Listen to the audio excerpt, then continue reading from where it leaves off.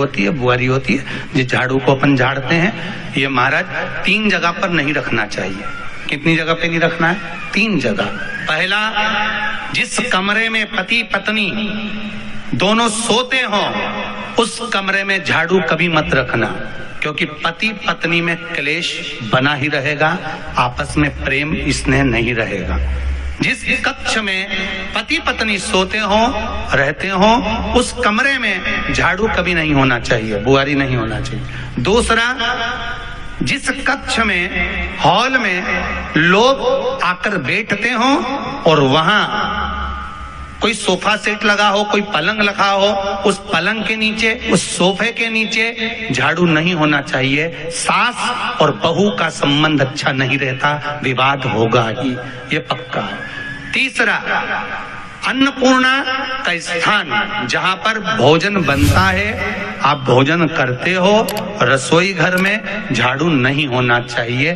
कारण, बच्चों में क्रोध आएगा, चिड़चिड़ प्रवृत्ति बनी रहेगी, और बेटा और बेटी संबंध आप करना चाहते हो समाज में, और बच्चे गलत जगह पर संबंध करने के लिए आतुर रहेंगे। इसलिए रसोई घर में बुआरी झाड़ू नहीं होना चाहिए।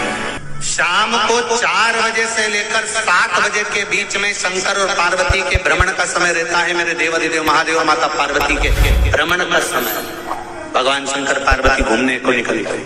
इसलिए हमारा सनातन धर्म कहता है शाम के समय पर माताओं को झाड़ू नहीं लगाना चाहिए, शाम के समय पर माताओं को चूड़ी बिछिया नहीं बदलना चाहिए, शाम के समय पर माताओं को मांग में सिंदूरा नहीं भरना चाहिए, शाम के समय पर माताओं को बाल नहीं बांधना चाहिए, शाम के समय पर माताओं को चौखट पर नहीं बैठना चाहिए। उसका कारण क्या है? क्योंकि पार्वती जी ने भगवान भोलेनाथ जी से कहा था कि तुम मुझे रोज शाम के समय प्रदोष काल में भ्रमण के लिए लेकर जाते हो, मेरे लिए आज्ञा क्या है? शंकर भगवान ने कहा, सुनो पार्वती, मंदिर के अंदर नंदी रहता है, जाने वाला यात्री जब मंदिर में मेरा दर्शन करने आता है तो नंदी के कानों में कहकर जाता है कि शिव जी को मेरे यहाँ लेकर आना।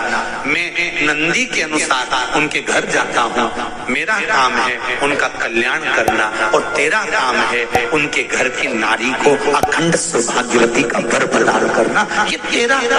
तब पार्वती माता ने कहा, अखंड सौभाग्यवती होने का वर मैं तो दे दूंगी, पर उस समय पर माताएं चूड़ी बदल रही होगी, हाथ से चूड़ी निकाल रही होगी, तुम्हें वर कैसे दे सकती हूँ? मांग भर रही होगी, तुम्हें वर कैसे दे सकती हूँ? उस समय पर चूड़ी बिछिया बदला जा रहा होगा, तुम्हें वर कैसे दे सकती हूँ? उस समय पर झाड़ू लग रही होगी, तो मैं लक्ष्मी को वहां कैसे भेज सकती हूँ? आप बताओ। तो शंकर भगवान ने कहा, प्रदोष का समय एक ऐसा समय होता है, शाम का समय ऐसा होता है जिस समय पर केवल शंकर और पार्वती की आराधना का समय होता है। हम तो कई लोगों से कहते हैं, अगर आपके यहाँ संपदा नहीं आ रही है, बहुत मेहनत कर रहे हो, फल नहीं मिल रहा, कहीं नौकरी, कहीं सर्विस या कहीं व्यापार या व्यवसाय में कहीं तकलीफ आ रही है, हम सबसे कहते हैं शाम का समय पकड़ लो, शंकर जी के मंदिर में दिया लगाना प्रारंभ कर दो। शिव मंदिर में अगर दिया नहीं लगा रहे हो तो बेलपत्री के पेड़ के नीचे दिया लगा।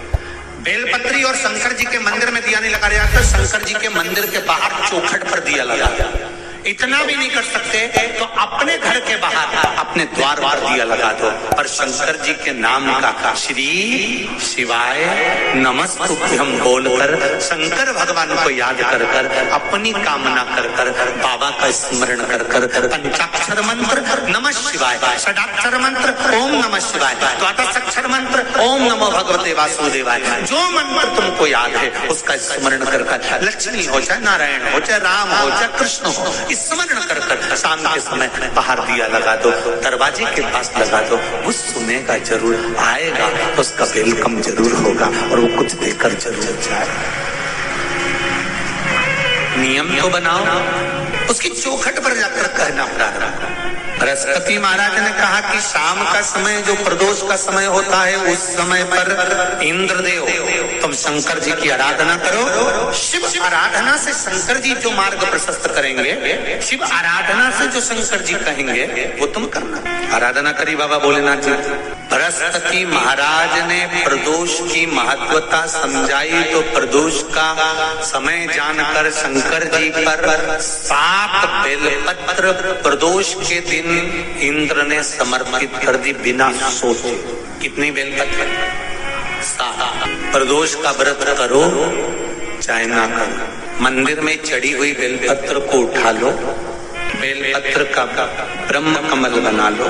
ब्रह्म कमल का मतलब होता है डंडी बीच में रहे, आसपास पत्तियां रहे। 7 पत्ती का ब्रह्म कमल बनाकर, जैसे ये पत्तियां एक जैसी रखी हुई हैं, तो इसको फैला लिया, 7 पत्ती को आपस में फैलाकर ब्रह्म कमल बना।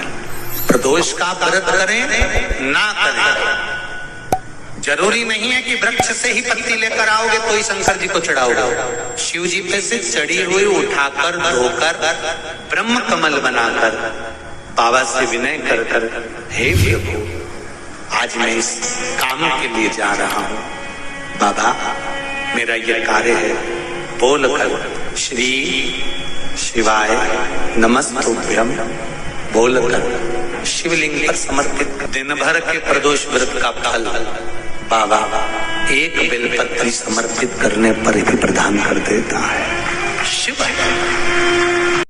दरिद्रता देवी कहती है, ये दरिद्रता और दुख कहां जाकर बैठेंगे, आप वर दीजिए। भगवान विष्णु ने कहा, ये भी तेरे लिए है, तू लक्ष्मी की बहन है, मांग ले, तुझे कहां बैठना है, कहां रहना है। दरिद्रता देवी कहती है, जिस घर में स्त्री दोपहर में सोती होगी उसके घर में दुख और दरिद्रता दोनों जाएंगे। जिनके घर में कांटेदार पेड़े लगे होंगे, पौधे लगे होंगे, उनके घर में दुख और दरिद्रता दोनों जाएंगे। जिनके घर में रात्रि में बासी बर्तन पड़े रहेंगे, उनके घर में दुख और दरिद्रता दोनों जाएंगे। भगवान विष्णु बोले, ठीक है। इतने में दरिद्रता देवी बोली, सारे देवताओं में प्रथम मान्य होने वाले श्री गणेश जी महाराज के पीठ के पीछे कोई नहीं बैठा, अधर्म नहीं बैठा। आप हमें वर दो कि दरिद्रता और दुख गणेश जी के पीठ के पीछे विराजमान होंगे, पृष्ठभाग में दरिद्रता और दुख दोनों रहेंगे। वर दो आप।